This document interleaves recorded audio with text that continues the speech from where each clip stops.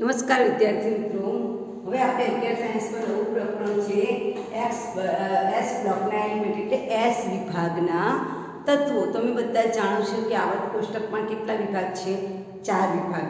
આપણે પ્રકરણ નંબર 2-3માં આપણે શીખી ગયા છીએ કે એસ વિભાગ, પી વિભાગ, ડી વિભાગ અને એફ વિભાગ છે. એસમાં 2 સમૂહોનો સમાવેશ થાય, સમૂહ નંબર 1 અને 2. પી એટલે સમૂહ નંબર 13 થી 18, ડી એટલે સમૂહ નંબર 3 થી 12. અને આવર્ત કોષ્ટકની નીચેની 2 લાઈન છે લેન્થેનાઇડ અને એક્ટેનાઇડ શ્રેણી. તો આ ચેપ્ટરમાં આપણે એસ વિભાગના તત્વો વિશે શીખવાના છે. તો પહેલાં તો વ્યાખ્યા કે ભાઈ એસ વિભાગના તત્વો કોને કહેવાય. સૌપ્રથમ એની ડેફિનેશન કે એસ વિભાગના તત્વો એટલે શું. વ્યાખ્યા આપવી હોય તો શું લખાય કે જે વિભાગમાં છેલ્લો ઇલેક્ટ્રોન કઈ કક્ષકમાં દાખલ થાય? એસ કક્ષકમાં દાખલ થાય એને આપણે શું કહીશું? એસ વિભાગના તત્વો કહેવામાં આવે છે. જેમાં છેલ્લો ઇલેક્ટ્રોન આવર્ત કોષ્ટકમાં એવા તત્વો કે જેમાં એસ વિભાગના તત્વો એટલે એવા તત્વો કે જેમાં છેલ્લો ઇલેક્ટ્રોન એવા તત્વો કે જેમાં છેલ્લો ઇલેક્ટ્રોન કઈ કક્ષકમાં દાખલ થાય? એસ કક્ષકમાં દાખલ થાય તો એને એસ વિભાગના તત્વો કહેવાય. હવે તમને ખબર છે કે એસ કક્ષક છે એટલે કોઈ પેટા પ્રકાર નથી. આ મારી એસ કક્ષક, આ મારી પી કક્ષક, એના 3 પેટા પ્રકાર, આ મારી ડી કક્ષક, એના કેટલા પેટા પ્રકાર? 5 પેટા પ્રકાર. ચલો આના px, py, pz, આના dxy, dyz, dzx, dx2 - y2 અને dz2. તો આના પેટા પ્રકાર છે, આના પેટા પ્રકાર છે. એસ ની કોઈ પેટા પ્રકાર નથી એટલે એસમાં વધુમાં વધુ કેટલા ઇલેક્ટ્રોન સમાઈ શકે? 2 ઇલેક્ટ્રોન સમાય. અને 2 ઇલેક્ટ્રોન સમાય છે એટલે એસ વિભાગ પાસે કેટલા સમૂહ છે? સમૂહ નંબર 1 અને સમૂહ નંબર 2. તો એસ વિભાગમાં 2 ઇલેક્ટ્રોન સમાય છે માટે એને 2 સમૂહ છે, સમૂહ 1 અને સમૂહ નંબર 2. એટલે એસ વિભાગમાં 2 સમૂહ આવે, સમૂહ નંબર 1 અને સમૂહ નંબર 2 છે. એમાં સમૂહ નંબર 1 છે એ સમૂહ નંબર 1 ને આપણે શું કહીએ છીએ? આલ્કલી ધાતુ તત્વો. બરાબર શબ્દ સાંભળજો. કયા ધાતુ તત્વો? આલ્કલી ધાતુ તત્વો કહીએ છીએ. શા માટે આલ્કલી ધાતુ તત્વો?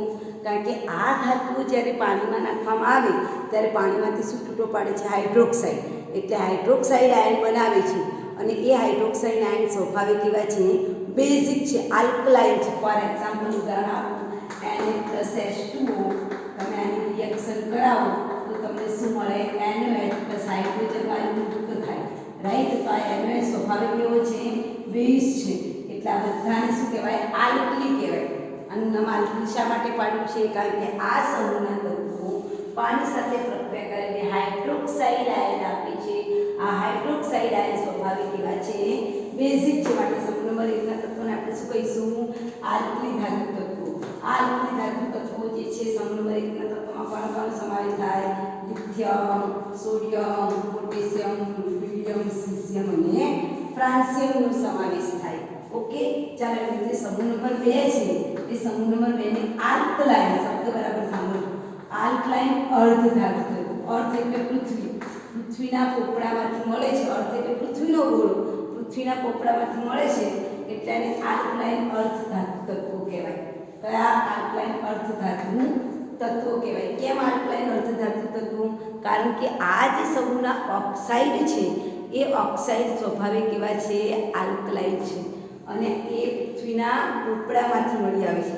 આ બેરિલિયમ ઓક્સાઇડ છે, મેગ્નેશિયમ ઓક્સાઇડ છે, પોટેશિયમ, એ બધા જે ઓક્સાઇડ છે એ ક્યાં મળે છે? પૃથ્વીના પોપડામાંથી મળે છે. એટલે એનું નામ આપ્યું છે અર્ધ. અર્ધ એટલે પૃથ્વીનો ગોળો. આલ્કલાઇન અર્ધ ધાતુ તત્વો. તો સમૂહ નંબર 2 માં કયા કયા સમૂહનો સમાવેશ થાય? બેરિલિયમ, મેગ્નેશિયમ, કેલ્શિયમ, સ્ટ્રોન્શિયમ, બેરિયમ અને રેડિયમનો સમાવેશ થાય. સમૂહ નંબર 1 છે એને સામાન્ય ઇલેક્ટ્રોન રચના લખવી હોય તો સામાન્ય ઇલેક્ટ્રોન રચના શું લખાય? NS1. બધાની છેલ્લી કક્ષકમાં એક જ ઇલેક્ટ્રોન હોય. સમૂહ નંબર 2 ની સામાન્ય ઇલેક્ટ્રોન રચના લખવી હોય તો શું લખાય? NS2 લખાય. રાઈટ. ચાલો હવે આપણે આ તત્વોની વાત કરીએ. Lithium, sodium, potassium. તો જે આ સોડિયમ અને પોટેશિયમ છે એ વિપુલ પ્રમાણમાં પૃથ્વીના પોપડામાંથી મળી આવે છે.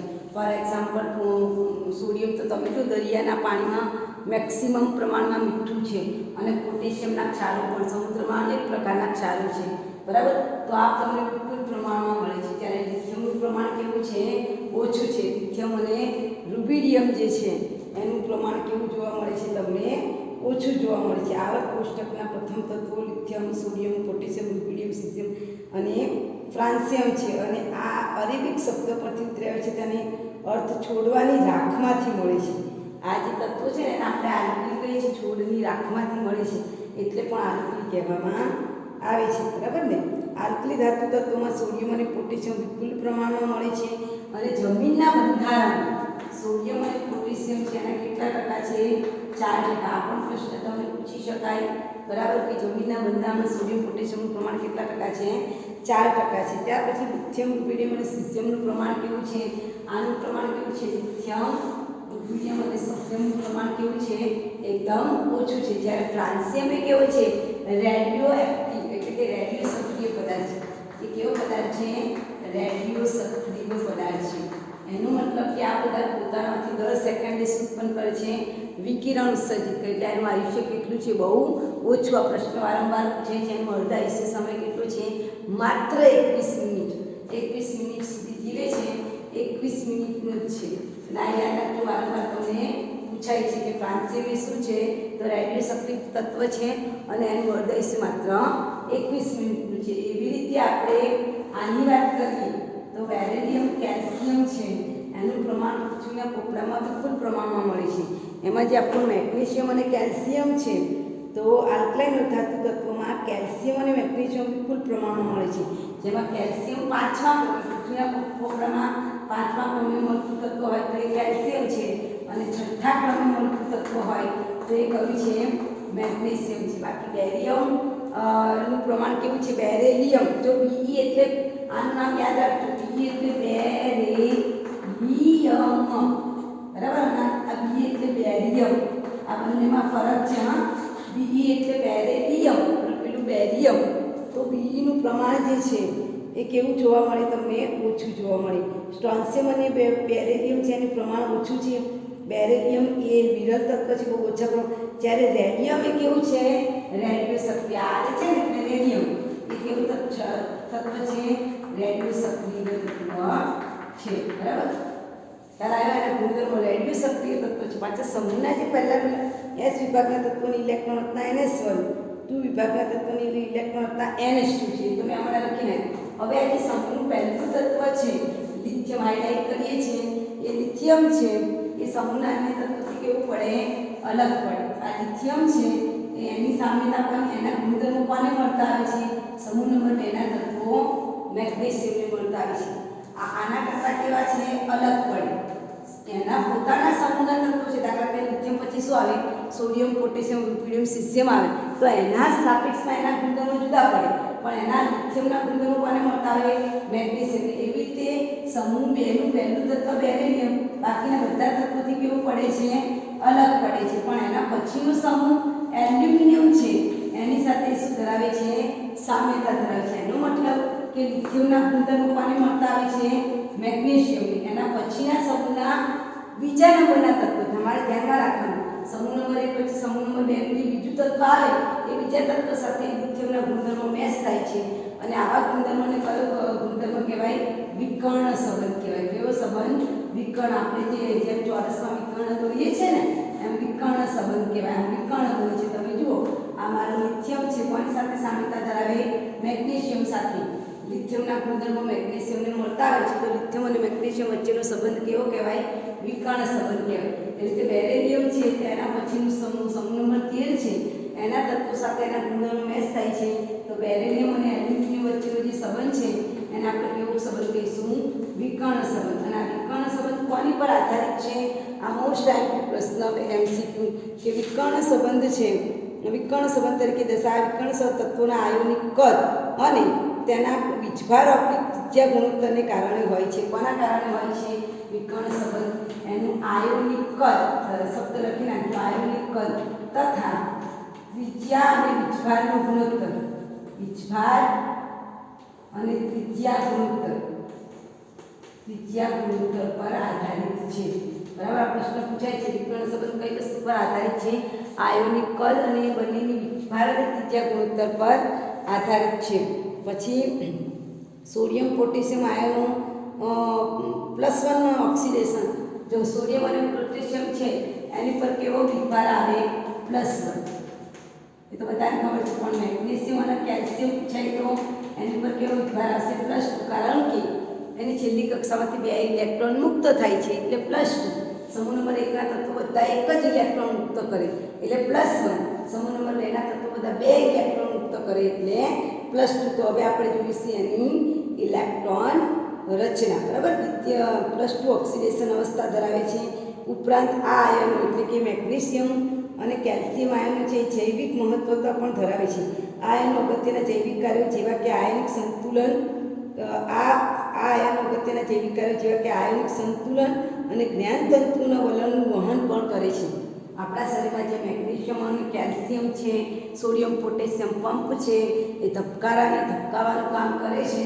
તો આ બધી વસ્તુઓ પણ જૈવિક અગત્યતા ધરાવે છે। ત્યાર પછી આ સમૂહ નંબર 1 ના તત્વો છે એ તત્વોની ઇલેક્ટ્રોન રચના આપણે જોવાની છે। ઓકે, તો હવે આપણે એની વાત કરીએ સમૂહ નંબર 1 ના તત્વોની ઇલેક્ટ્રોન રચના। તો સમૂહ નંબર 1 ના તત્વોમાં કોણ આવે? Lithium, sodium. પહેલા તો એના તત્વો આપણે લખી નાખીએ। એની ખનિજોના નામ નથી આપ્યા પણ તમારી જાણકારી માટે લખું છું કે લિથિયમની ખનિજનું નામ શું છે? સ્પોન્ડિયમ। રીતે સોડિયમ છે તો સોડિયમની ઘણી બધી ખનિજ છે NaCl, જેને આપણે મીઠું કહીએ, એને રોક સોલ્ટ કહેવાય। સોલ્ટ એટલે મીઠું। એવી રીતે બીજું એનું છે Na2PeO7 બોરેક્સ, તમારી જાણકારી માટે છે, હા, અહીંયાથી પણ મળે। પછી NaNO3, તમારા 11 સાયન્સમાં આવશે, ચીલી સોલ્ટ પીટર। સોલ્ટ એટલે મીઠું, chilli salt Peter, Indian salt Peter અને ચીલી સોલ્ટ પીટર આવે। એવી રીતે લિથિયમ, સોડિયમ, પછી પોટેશિયમ છે તો પોટેશિયમ છે KCl ઉપરાંત KCl MgCl2 ટ્વાઇસ H2O, જેને કાર્નેલાઇટ કહેવાય। કાર્નેલાઇટ આ સ્વરૂપે પણ આપણને મળી આવે છે।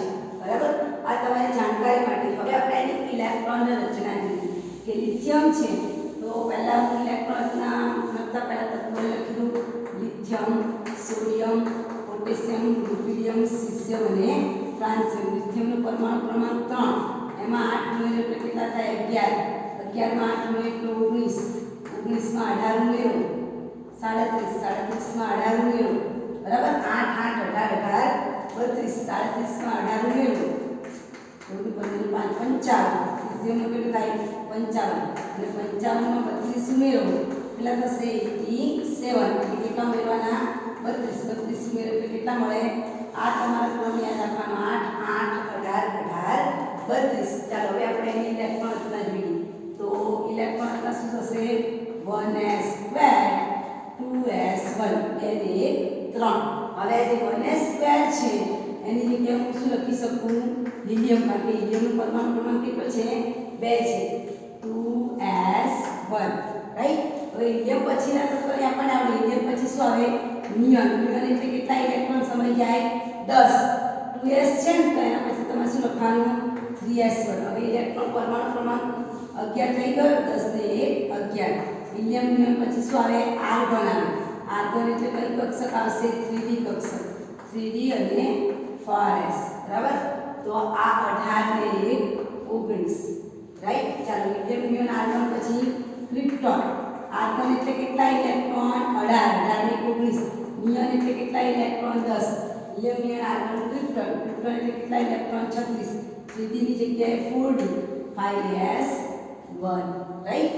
ચાલો હિલિયમ નિયોન આર્ગોન ક્રિપ્ટોન પછી ઝેનોન। ઝેનોન એટલે કેટલા ઇલેક્ટ્રોન સમાઈ જાય? 54। 5d આવે એટલે 4f આવે, 4f 5d 6s1 આવું છે, હા, ડાયરેક્ટ ન લખતા, બરાબર ને? તમારી ચોપડીમાં ઇલેક્ટ્રોન રચના આપેલી છે અને લાંબી લાંબી લખીને આપેલી છે, તમે લાંબી ન લખો તો આ રીતે સરળતાથી તમે લખી શકો। ઓકે, ચાલો helium neon argon krypton xenon પછી રેડોન। રેડોન એટલે કેટલા ઇલેક્ટ્રોન? 86।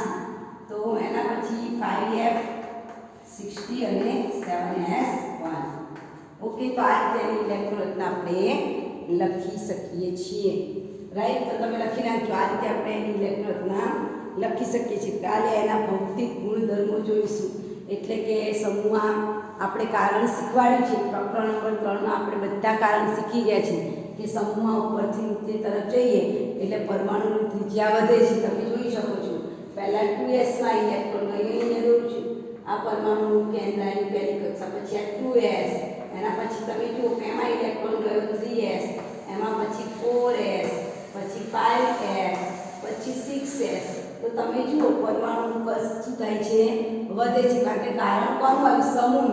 તો પરમાણુ એના પછીનો પહેલો ભૌતિક ગુણધર્મ પરમાણુની ત્રિજ્યા અથવા તો આયનોની ત્રિજ્યા વધે છે.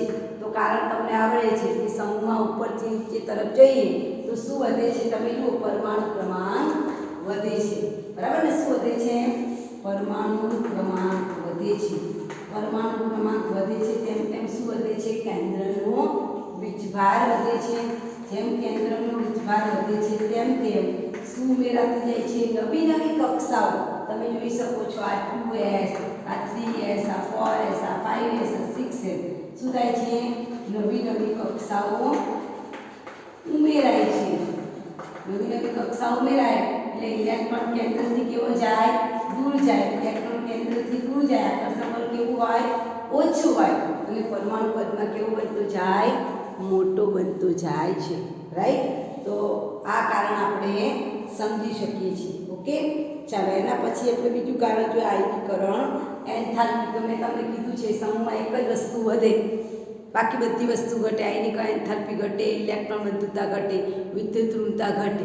હવે આયનીકરણ એન્થાલ્પી એટલે શું, n પ્રકારને ઇલેક્ટ્રોન મુક્ત કરીને કયો આયન બનાવવાનો છે, ધન આયન. તો અહીંયા બીજું કારણ કે આયનીકરણ એન્થાલ્પી શું થાય, ઘટે છે. કારણ આપો, એન્થાલ્પી ઘટે છે.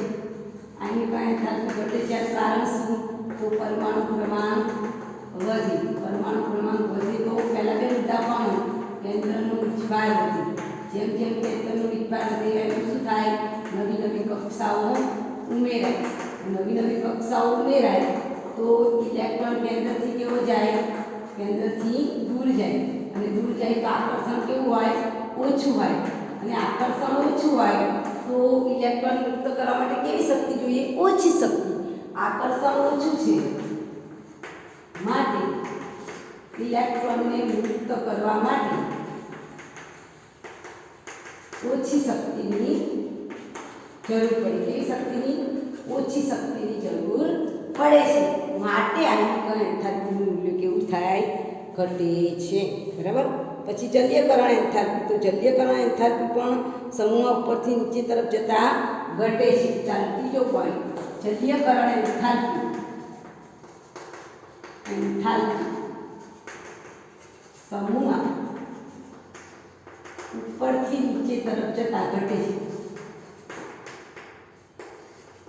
ઘટે છે એનો મતલબ શું, સૌથી વધારે લિથિયમના અણુ સાથે લિથિયમની સૌથી વધારે જલીયકરણ એન્થાલ્પી.